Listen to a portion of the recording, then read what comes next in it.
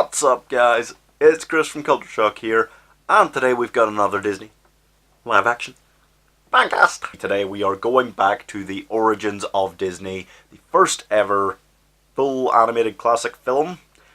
It's Snow White and the Seven Dwarfs, that's right. Now, this is difficult because, well, there's a lot of characters. Some of those old Disney films, you could only really cast like 4 or 5 characters, and those are a lot easier to do, but I decided I'm going to give myself a challenge. So, we are going to look at all of the dwarves and Snow White and more. So, let's get down to it quickly. First up, you need Snow White, obviously. She was the first ever Disney princess. She was, you know, a pretty basic character. There wasn't a lot to her. She was just kind of, she talked to the animals and she was all like, "Woo!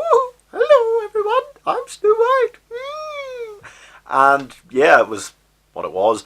But I feel like you're going to need to expand upon that role. I feel like someone good to do that is Dove Cameron. A Disney Channel kind of sweetheart. She's a talented actress. She's still young enough, and she really has quite a youthful face. She'll be able to pull off the...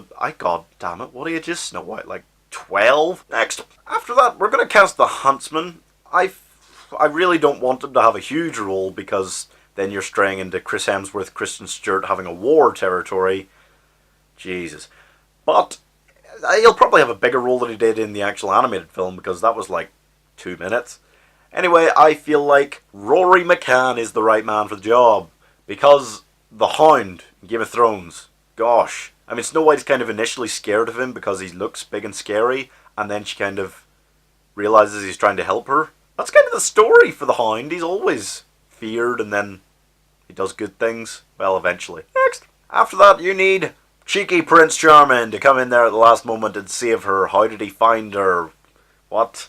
Doesn't matter. You know what? He met her for 2 minutes. They sang a little song. He's ready to kiss her. If this wasn't an animated film, he'd be considered one creepy bastard. But that just means that you need someone to bring this kind of charming enough presence to the screen that there's no question that she would want to kiss him, so it's fine. No, that still doesn't work. Doesn't matter. I think Julian Morris is the man for the job. How do we know that Julian Morris can pull off a Prince Charming role? He already did! That's right, in Once Upon a Time he played Prince Philip, the prince from Sleeping Beauty. Why aren't we casting him in that? Oh, next. Okay. We're going to quick fire cast these dwarves, okay? Oh dear. First you need Doc, I think. Billy Connolly. He's a great leader. He's just good at talking. He can sing.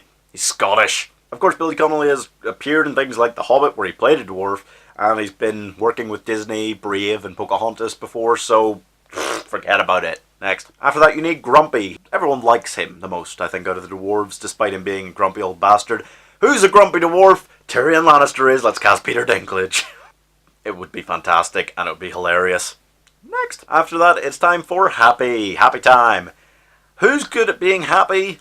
How about Eric Stonestreet? That's right. Cameron Tucker from Modern Family would be excellent for Happy, because he's just really, really happy. All the time. He's great. Next. You need Sleepy. Sleepy doesn't really talk a lot, but he yawns a lot. Yeah. Nick Offerman would be good at that. Why? Because, I don't know, you can't really define a lot by the fact that he's sleepy, right? But I think Nick Offerman is hilarious. He's really fun. He's got great facial expressions. That's what Sleepy needs. So, go for it. Next. Okay, how about Sneezy? Jeez. Oh, God, I don't know, guys. We're running out of kind of elderly comedians now. Oh, wait. Billy Crystal. Oh, yes. Because, again, sneezing, like yawning, it's not a personality, but Billy Crystal could make it one. Next. Bashful? Oh, guys, I don't know. Aha. How about Jorge Garcia? That's right. Hurley from Lost. Jerry Ortega from Hawaii Five-0. And the Blitz from How I Met Your Mother. What a guy. He's this kind of large guy, but he somehow manages to be quite adorable. I don't know how it works, but he pulls it off, and that's what Bashful is. Perfect. Next. Okay, we're almost there. But Dopey is maybe the hardest one of all to cast. Or the easiest. I think you need someone who's just got years of experience at pulling off wonderfully incompetent facial expressions. Does that make sense? Doesn't matter. I think Ardal O'Hanlon, Father Dougal Maguire from Father Ted, is the perfect choice. He'd be so good at it. Next! Now that's all the dwarves, that's the princess, we got everyone. Not quite. We do need our villain, the evil queen, turns into the scary evil queen. And I think the perfect person to cast as the evil queen is Eva Green.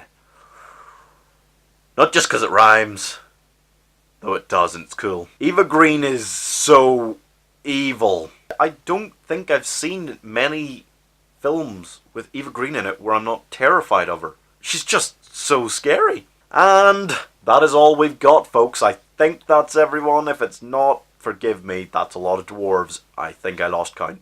Did I get them all? Probably. But anyway, thank you guys very much for watching this video. Go back and watch all of our other Disney live action fan casts there, over there.